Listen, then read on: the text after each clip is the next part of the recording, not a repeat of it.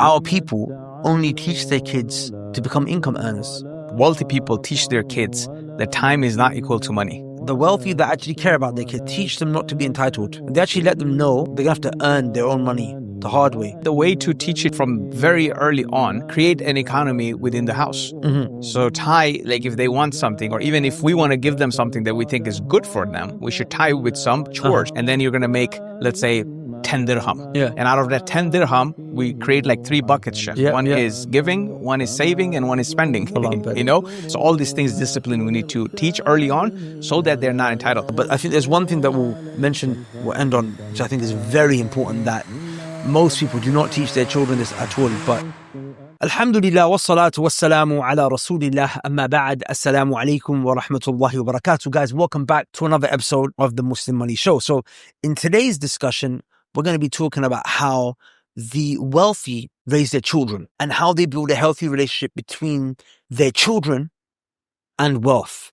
But Brother Sam here to discuss with us, inshallah ta'ala. He's our Muslim money expert. Trying to be, inshallah, Sheikh. MashaAllah, tabarakallah. Just to introduce you guys to Sam. He's an investor in the real estate space with over $100 million of Muslim money without riba. Actually, without riba, invested in real estate. Alhamdulillah, projects here in Dubai. Very well. Going very well, mashallah, tabarakallah. Alhamdulillah, Sheikh. Actually, we're crossing 150 million mark now, so we'll update. Allahumma barik. Allahumma barik. Wow, okay. Yeah, so I need to update the intro. Inshallah, yes. Barakallah feek. So you have 2 daughters, mashallah, tabarakallah. Alhamdulillah. And they're young, Allahumma barik. But you have been teaching at least the oldest one, who's very young still, mashallah, Allahumma barik, the difference between liabilities and assets. Yes. Now, we've discussed this a lot in the past. Liabilities are, things that you spend money on, right? They're a burden in a sense. They don't make you money. Assets are things that bring you passive income.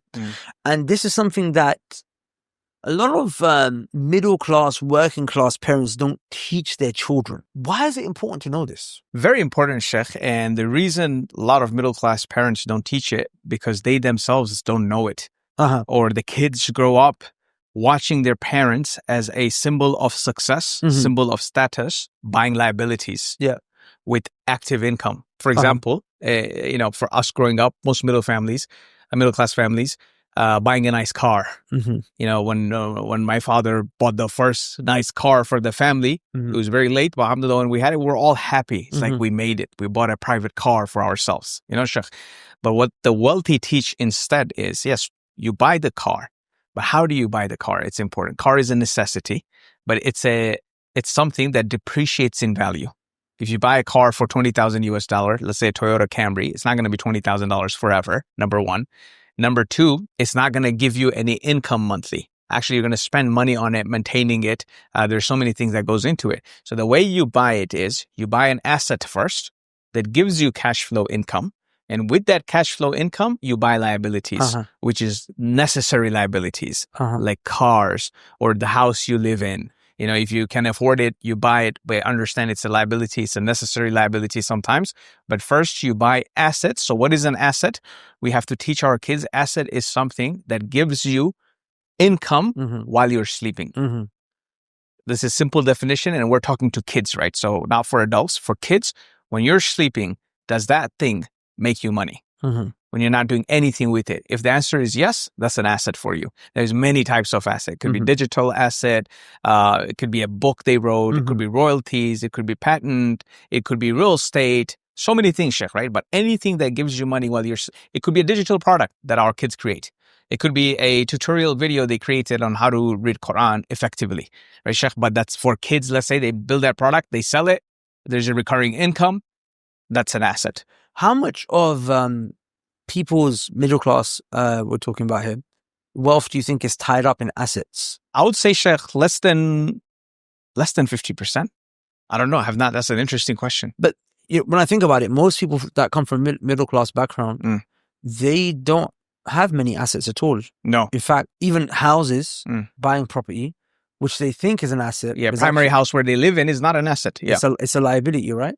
So when you look at that, and then when you look at taxes, which we're going to talk about, that's like almost 100% of your wealth is going on liabilities. Right, of course, Sheikh. So no wonder there's a problem. And look, I just want to touch upon this here because someone might be sitting there thinking, look, shouldn't I be teaching my kids about deen and tawheed and aqeedah and salah and being righteous? Yeah, absolutely. But one thing that you have to understand why we're having this conversation here is because the Prophet ﷺ gave a lot of attention to teaching people about money. When he came to Medina, the first thing he did was he built a masjid. Then immediately after that, he fixed a marketplace. And people were not cognizant of this fact. Wow. I did not even know this. Yeah, he built the masjid and then he, the brotherhood. He paired the Sahaba as brothers. Yeah. And that was to solve an economic problem, by the way, amongst many other things as well. But then, the third thing he did was he fixed the marketplace. Who would establish the rules of trading and buying and selling, and he would come to the marketplace himself, sallallahu alaihi wasallam, because people need money. And at the time, Sahaba came very, very poor. They had left everything behind. And now in order for them to spread the deen, spread the da'wah, it was years later that the Prophet ﷺ benefits of the wealth of Uthman and the wealth of so-and-so and the wealth of so-and-so to fund that da'wah. So we can't, look, your children live in a world where they're going to need money. They're going to need wealth, right? Wealth makes you independent. It protects you and you don't have to self-censor. Helps you to spread the deen. Helps you to not worry about what's in the hands of other people. It's the thing that allows you to be able, with Allah's permission, to worship Allah. Yes. So you have to teach your children about salah and zakat and tahajjud. But then if you don't teach them about being financially independent, they're going to struggle to wake up for tahajjud because they've got to go to work in the morning. Yes, Sheikh. And also, if we don't teach, somebody else will. Yeah. And they'll teach the wrong things. Riba and everything. And yes, so 100%, Sheikh. For example, the question I ask my daughter all the time, I say, always try to answer that question. And the question is, if I stop working today, how long will my money last? If I completely stop working today, how long will my money last?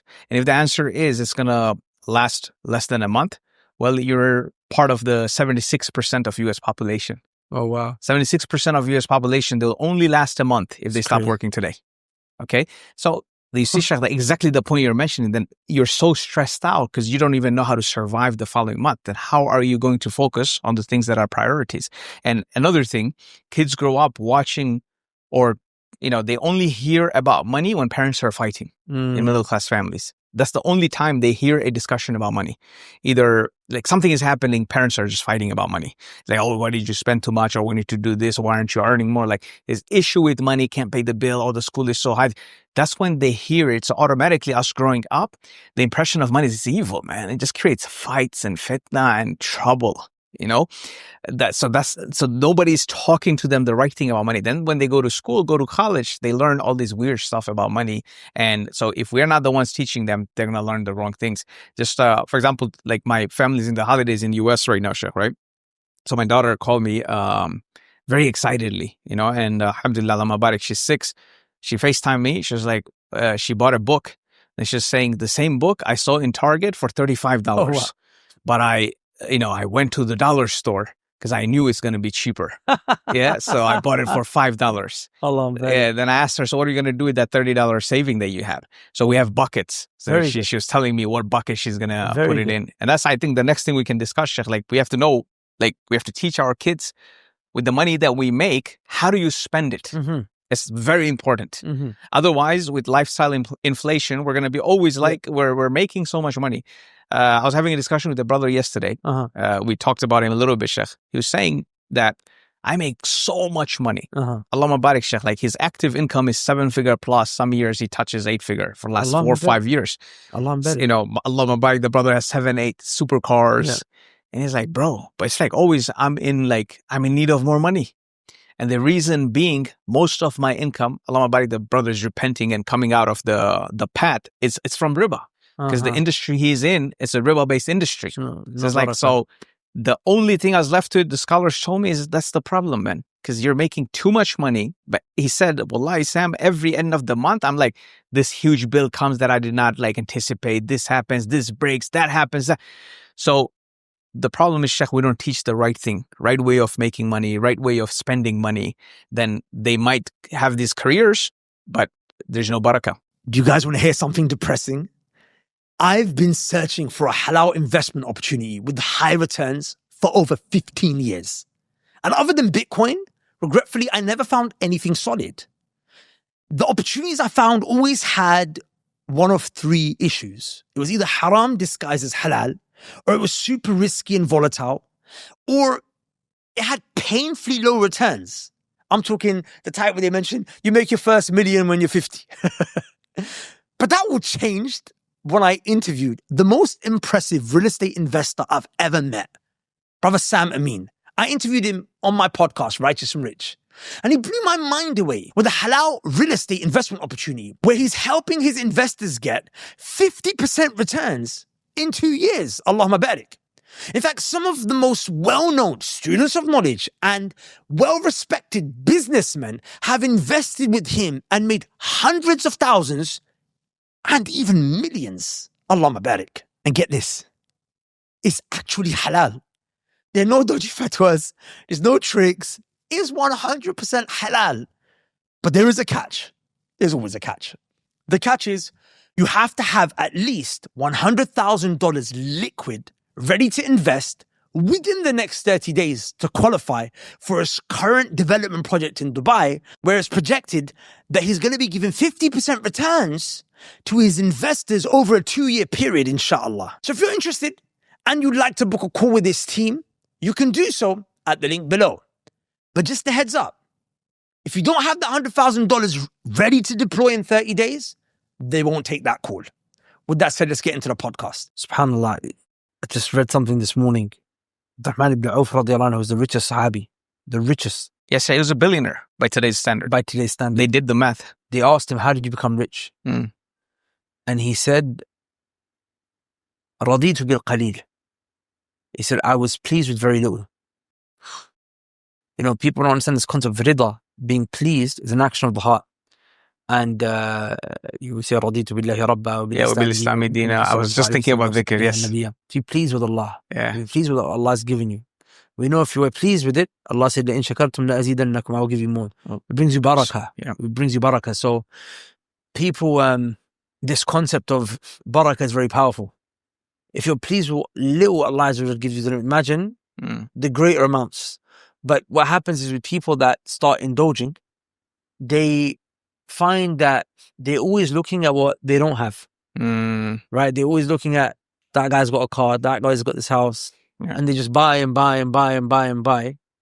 And next thing you know, like barakah is very tangible as well sometimes.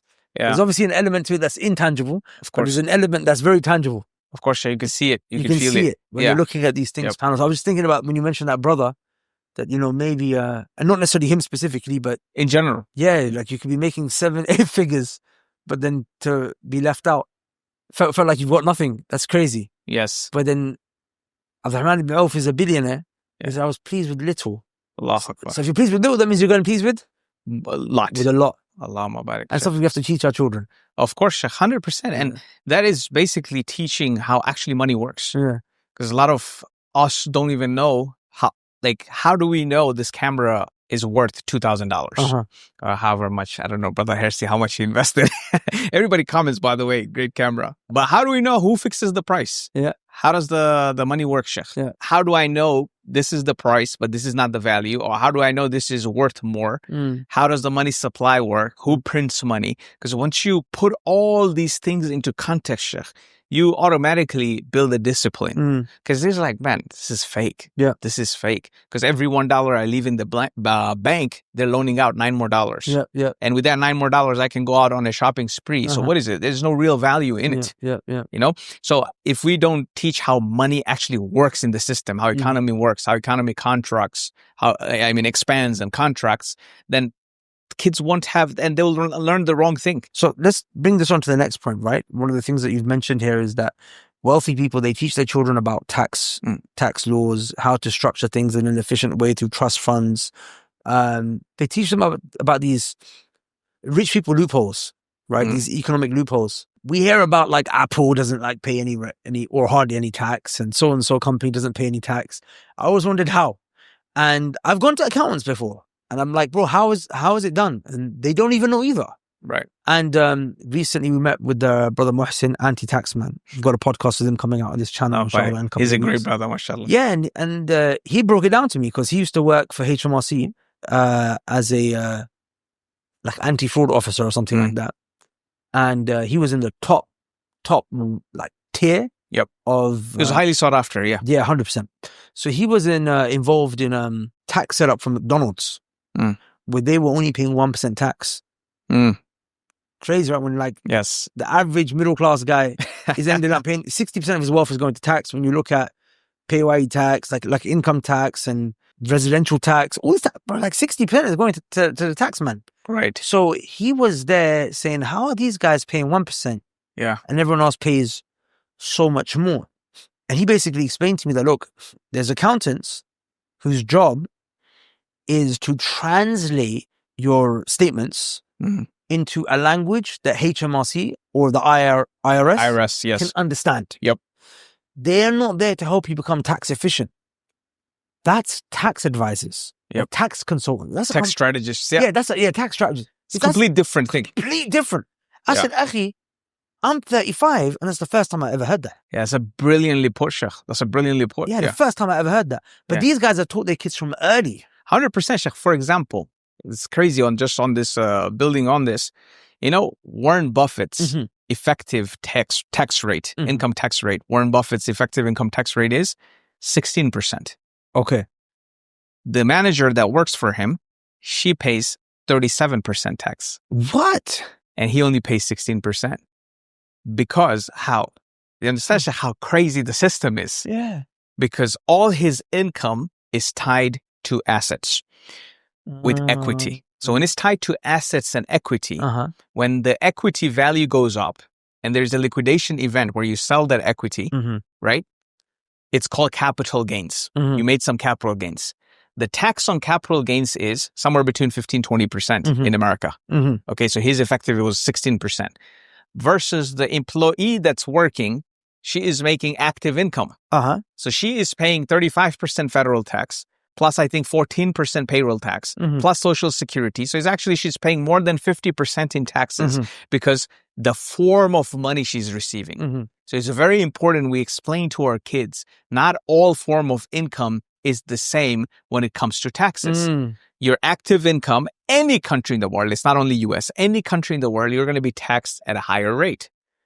Versus you don't take any income, let's say, on paper, and you increase the valuation of the company, then you exit the company, you're going to pay way less taxes. You see the problem here, Sheikh, one of the fundamental problems here is that our people only teach their kids to become income earners. Yes. Active income earners. Yeah, be a doctor, be a dentist, be an engineer, be a coder. You're only teaching him about one type of income, one type of earning, which is income. Yep. As opposed to all of the other things that you just mentioned. Yes, Sheikh. And that brings us to another point, which is wealthy people teach their kids that time is not equal to money. And we discussed it in one of the Chai with My Bai episodes. I don't know if it came out, but time has far more value than money. So wealthy teach their kids, don't trade your time for money. Yeah. Because you'll never have enough time. So you'll never have enough money. You understand, Sheikh? So you have to understand that time is not equal to money. You invest in assets that without you spending your time in it, you earn passive income. And that's the main difference between these forms of payments. You see active income gets penalized by the government to 50-60%. But passive income, there's so many tax benefit, or if it's capital gains income, the taxes are way lower. So that's what the wealthy teach their kids, and also the trust setups from early on. And these things, of course, Sheikh, I did not grow up learning these things. I had to learn it the hard way after paying penalties. I'm like, okay, the motivation was, okay, I'm in so much pain. Where's the cure? But we all know, and Dr. Imran Khan will agree, preventive medicine is better than curative medicine. So we learned by getting hit. Okay, oh my God, such a big tax bill. How do I avoid it next year? That's when we learned. But wealthy teach their kids from up front. They're proactive. The way they set up their trusts, when they even do their asset transfer, when the rich kids inherit from their rich parents, they don't pay the 40% tax because they don't know how to freeze the assets within the trust, so they're not paying that high taxes. So there's so many things, and all the education first. We need to be educated, and we need to start treating our kids like adults, and we need to start teaching them. The wealthy that actually care about their kids, not the ones that don't care about their kids. The ones that care about their kids, teach them not to be entitled. Yep. And they actually let them know that they're going to have to earn their own money the hard way. And they don't leave behind to their children even a lot of inheritance, which of course in Islam we have very strict rules on inheritance. You can't deprive someone of inheritance. But there's something very profound here, because one of the things that people have found, and I think this is why wealthy people are becoming more attuned to this or more attentive to this, is that 60 to 70% of wealth gets squandered in the second generation. Yep. And almost 90% in the next generation. Yep. So it's done. It's done. I was looking at the Vanderbilt family recently. Yeah, within one generation, Sheikh, it was over. But they had a little bit left. Yes. And there's a guy currently, he's like a journalist. Yep.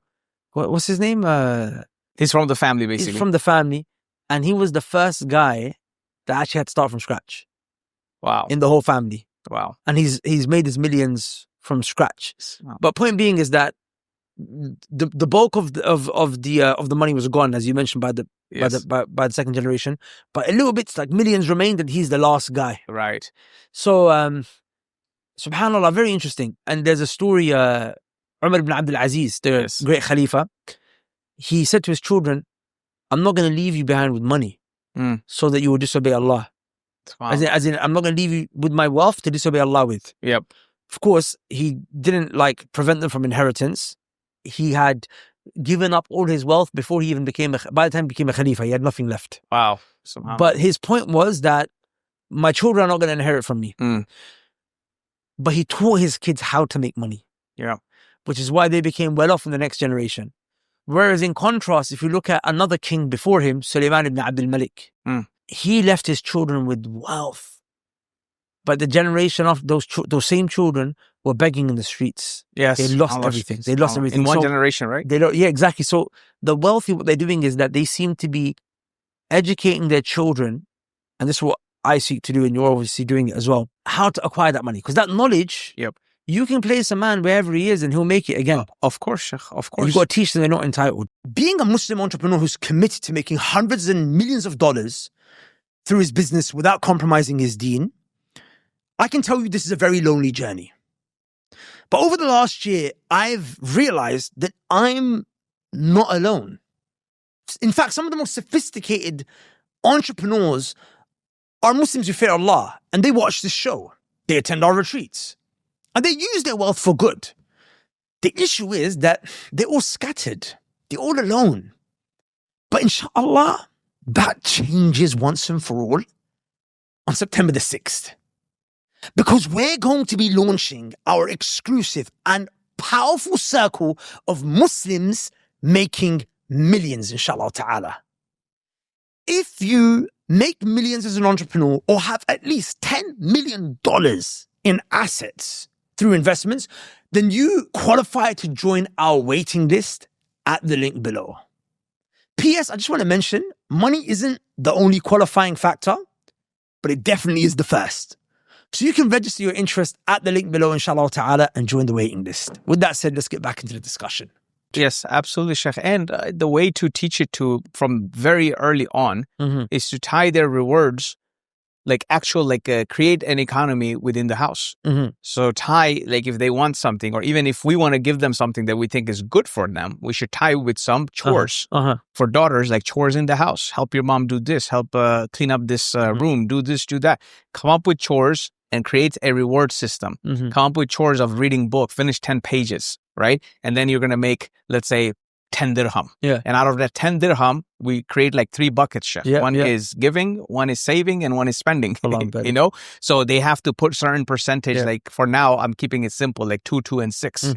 2 you save, 2 you give, and 6 for you to spend, right? So there is a whole process. It's like there's a mini economy in the house where they work for it, so they're not entitled. And when they get it, they don't get to spend it all because government is going to take taxes. You have to help people. You have to save. So all these things, discipline, we need to teach early on so that they're not entitled. Another interesting point, Sheikh, I don't know this is a good research for you to do, Sheikh. Find out if from a Sharia perspective, if that would be allowed.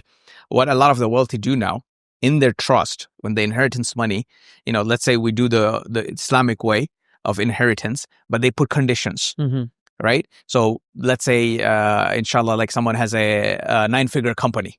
When they pass away, who's going to run that 9-figure company? Or who's going to have majority share in that 9-figure company, right? So they put conditions. Let's say the son who does XYZ.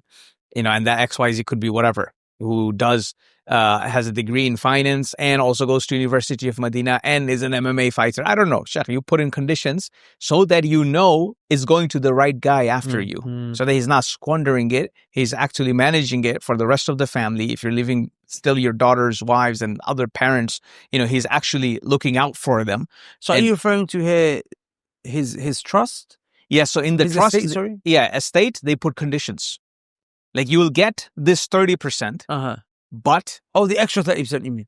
Yeah, not even the what 30% is entitled to, let's say. But they put conditions. Until then, it's not like it's going to someone else. Until then, you don't get to touch it. Okay. Until you meet that condition. So I'm not sure of the Islamic implications of that. But if it's... I could definitely say... But even without that, it's not like he's begging in the street. Yeah. He's well off. I definitely see your point there. Yeah.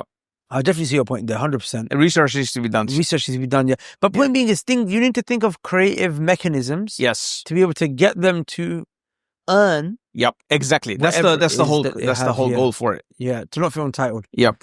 So there's a lot more we could discuss on this particular topic. I think we'll have to do a part 2, inshallah. But I think there's one thing that we'll end on, which I think is very important, that most people do not teach their children this at all. But again, you find this is like this is a very common language spoken about amongst wealthy people, and it's the language of relationships. Oof. Powerful, Sheikh. Yep. So, one of the most powerful things out of everything that we discussed. So even like when you look at middle class people, right? Like working class, research shows that over 70% of jobs, people acquire them on the basis of relationships, right? Let alone big deals and so on and so forth. So talk to us a bit about this. Why is it important, and how do you cultivate this in your children? It's so interesting, Sheikh. When you watch the kids growing up, right? The kid that is most social, all the other kids want to play with that kid, right? That kid becomes like a leader. Yeah, absolutely. Right? Seen that. Okay, then what happens, Sheikh? Think about it. Now, when those other kids go home, they tell their parents, no, I want this one. I want that friend. I want to play with him or her. I want her. I want her. Yeah. And the parents like, okay, we're going to bring her home, or we're going to bring him home. Yeah. Now the parents are serving that guy. Think about it, Sheikh. That's so deep. Yeah, Sheikh, because my kid is crying. My kid does not know anything other than just being with that guy. That is so deep. Now the parents are serving that guy. Now that guy, the 5-year-old king, comes, and now he's like, everybody wants my company because I'm social, I'm charming, I'm charismatic, you know? Now the parents are like, do you want anything? Because they want to make sure he keeps coming back. They want to make sure his parents are happy to keep sending them on these, in the parks together or the homes to play. Then he goes to school, Sheikh. Then he's social in school. All the kids want to be with him. Then the teacher starts, okay, if I can if I can make sure this kid is happy, this kid is doing everything, then this kid can influence others. Yeah. The teacher starts giving more opportunity to this kid. Yeah. Then it just compounds and snowballs, Sheikh, in the job industry. Everybody wants to help this kid. And this kid is not a kid anymore. He's a young man and he's an adult, and everybody, because he knows how to be charismatic, Sheikh. So it's very important, because everybody's going to bend over backwards for your kid if he is charismatic. That's what people want. The parents are going to do it. The teachers are going to do it. Everybody's going to give the opportunity to this person. Barakallahu Sheikh, I think this has been very enlightening. This last point as well, definitely very powerful. Even for me, just taking that on board. I've just if you think about it, you always make exception for the other neighbor's kid, because our kids want to play with it. 100%. That was very profound. These are all things that we could have made a separate episode on. Some of these points we have made separate episodes just on these. So I'd encourage everyone to go back for the Muslim Money Show series. We'll be having a Child Mabai episode as well that might have come out before or after this episode. On parenting specifically. There's a lot we're going to do on parenting. We're going to go more in depth, inshallah. With that said, guys, hopefully you benefit from this podcast. Remember, start young. When it comes to children, when you start, they're already too late, right? These are things that, unfortunately, we should have known before our children were born. So you have to start educating them on these things as soon as possible. And remember the Prophet ﷺ, he said, نِعْمَ الْمَالِ الصَّالِحِ لِلرَّجُلِ الصَّالِحِ or كما قال, that how excellent is the wealth that belongs to a righteous man. When a righteous man has wealth, he could do many great things with it. You want your children to be righteous, and money is one of the things that actually corrupts. People get corrupted through money and use money as a means to cause corruption. So by teaching your children about how to be with money and then giving them good Islamic tarbiyah, you can actually help save a huge portion of the future. of the future. With that said, guys, may Allah bless you.